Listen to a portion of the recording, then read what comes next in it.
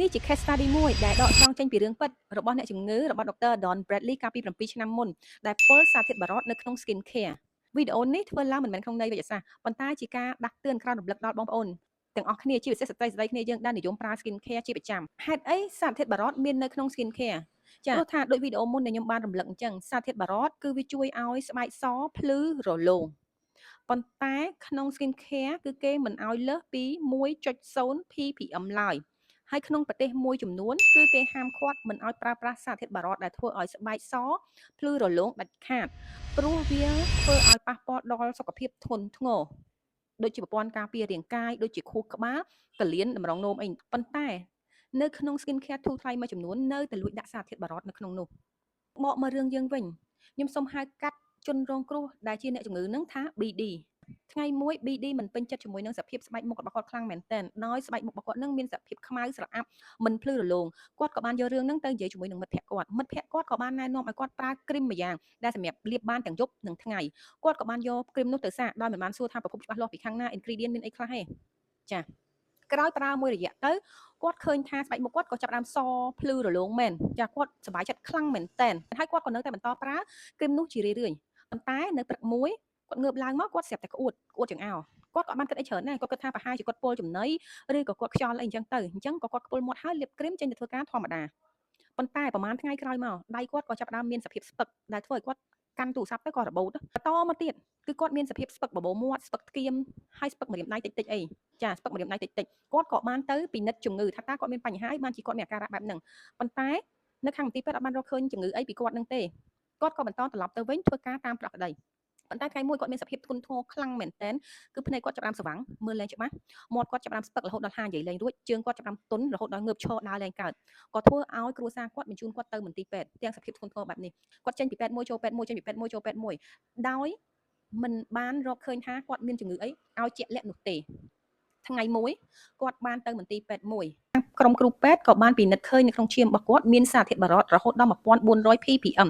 ខ្ពស់ខ្លាំងមែនទែនហើយក្រុមគ្រូពេទ្យមានការឆ្ងល់ខ្លាំងមែនទែនចាក្រុមគ្រូពេទ្យមានការងឿងឆ្ងល់ថាហេតុអីក៏ខ្លួនមនុស្សអាចស្រូបយកសារធាតុបារតរហូតដល់1400 ppm ក្នុងរយៈពេលមួយ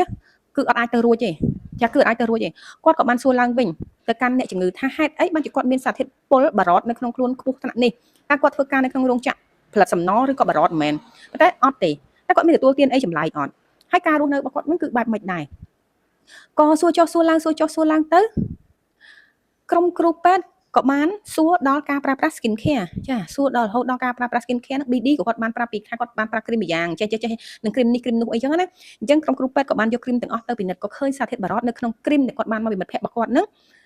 ថាមានសារធាតុបារតពុលចាហើយសារធាតុបារតពុលដែលមាននៅក្នុងគ្រីមហ្នឹងគឺគាត់ប្រើប្រាស់ក្នុងរយៈពេលយូរមកហើយ6 7ឆ្នាំរួចមកហើយហេតុផលហ្នឹងហើយទើបគាត់ពុលរហូតដល់ថ្នាក់នេះចាតាមន័យធម្មតាយើងឃើញថាខ្ញុំលាបគ្រីមហ្នឹងស្អាតសឹងអីមុខខ្ញុំឡើងភ្លឺរលោងផ្លាំទន់ដូចកញ្ចក់អញ្ចឹងមិនដែលឃើញមានអីផងមិនក៏ត្រូវឲ្យខ្ញុំឈប់ប្រើប្រាស់លេដែលមានសារធាតុបារតហ្នឹងខ្ញុំប្រើតទៀតក៏មិនបញ្ហាអីដែរប៉ុន្តែដូចក្នុងករណី BD អញ្ចឹងគឺគាត់អត់បានឃើញ side effect នៅក្នុងរយៈពេលខ្លីទេ6 7ឆ្នាំក្រោយមកគាត់ឃើញហើយពេលដែលគាត់ឃើញគឺមិនមែនឃើញភ្លាមទៀតពិនិត្យអត់ដឹងថាខ្លួនឯងឈឺអីពិតប្រាកដចាពិនិត្យរកមុខសញ្ញាឈឺពិតប្រាកដអត់បានធ្វើឲ្យការព្យាបាលរបស់គាត់នឹងឆ្លងកាត់រយៈពេលយូរខ្លាំងចំណាយប្រាក់កាសច្រើនប៉ះពាល់ដល់គ្រួសារគាត់ខ្លាំងនិងសេដ្ឋកិច្ចគាត់ខ្លាំងមែនទែនចាប៉ះពាល់ដល់សេដ្ឋកិច្ចគាត់ខ្លាំងដូចនេះហើយបងប្អូនយើងមានសង្កេតឃើញអត់ខ្ញុំនិយាយហ្នឹងគឺមិនមែនបានន័យថាដោយសារតលេម្យ៉ាងឯងវាមានកត្តាជាច្រើនទៀតដែលធ្វើឲ្យមានបញ្ហានឹងកើតឡើងនៅចំពោះស្ថានភាពយើងសប្តាហ៍ថ្ងៃប៉ុន្តែមួយក្នុងចំណោមហ្នឹងក៏ដោយសារលេដែរយើងឃើញថាចេះជំងឺសប្តាហ៍ថ្ងៃគឺប្លែកមែនទែនហើយអ្នកខ្លះគាត់អត់ដឹងថាគាត់ឈឺអីពិតប្រាកដទេដូចករណី BD អញ្ចឹងស្ពឹកមាត់ហានិយាយលែងរួចស្វាំងភ្នែករឹងឈាមដើរលែងរួចសុកស្រាប់តែអញ្ចឹងហ្មងហើយយើងអត់ដឹងថាមកពីហេតុអីវាអត់មានរោគសញ្ញាអីឲ្យច្បាស់លាស់ថាមកពីហេតុអីក៏កើតអញ្ចឹងហើយកាលពីមុនដែលយើងធ្លាប់លើពីឪពុកម្ដាយយើងនិយាយថាកាលពីមុនដូចមិនដែលឃើញជំងឺអីប្លែកអញ្ចឹងហ្មងហើយឥឡូវមានជំងឺប្លែកម៉េះចាមូលហេតុមួយក្នុងចំណោមនោះក៏អាចមកពីលេដែលមានសារធាតុបារតសារធាតុពុលដែលធ្វើឲ្យឈាមដែលធ្វើឲ្យខួរក្បាលយើងខូចដែរអញ្ចឹងហើយសារធាតុបារតនៅក្នុង skin care មិនមែនជារឿងធម្មតាហើយមិនមែនជារឿងលេងសើចទេណាប៉ុន្តែជា long term effect ហើយប៉ះពាល់ធ្ងន់ធ្ងរខ្លាំងមែនទែនអញ្ចឹងចូលប្រយ័ត្នទាំងអស់គ្នាបងប្អូនកុំបន្តប្រើប្រាស់ផលិតផលទាំងនោះបន្តទៀតកុំឲ្យដូចគេនិយាយថាអ្នកប្រើប្រាស់លេយូរទៅសល់តែ ជំងឺសល់តែមហារាជសល់តែវិបដិសារីប៉ុន្តែអ្នកលក់លេខ្លាយជាសេដ្ឋីសល់ឡានសល់ឡំបូសល់វិឡាគ្រប់គ្រប់ពីអស់ហើយចុះយើងអ្នកប្រើវិញមានសល់អីក្រៅពីជំងឺនិងមហារាជអញ្ចឹងគិតមែនតើបងប្អូនកុំចង់ស្អាតលឿនពេកកុំចង់ស្អាតលឿនពេកស្អាតតាមស្រួលរស់បានយូរ